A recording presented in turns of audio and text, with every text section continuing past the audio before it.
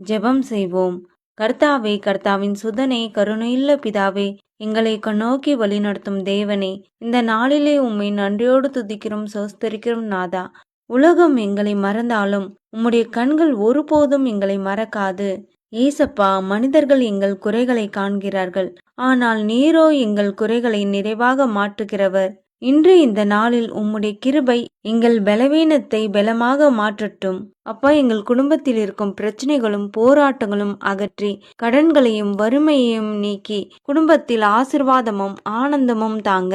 கர்த்தாவே, எங்கள் கண்ணீரை சிரிப்பாக மாற்றும், எங்கள் அவமானத்தை கௌரவமாக மாற்றும். மனிதர்கள் பரிகாசம் செய்தாலும் நீர் எங்களை உயர்த்தி நிறுத்துகிறவர். இந்த நாளை உம்முடைய கரத்தில் ஒப்படைக்கிறோம். உமது சமாதானமும் உமது ஆசிர்வாதமும் எங்கள் குடும்பத்திலும் என்னிலும் நிலைத்திருக்கட்டும். இயேசுவின் நாமத்தில் பிதாவே, ஆமேன்.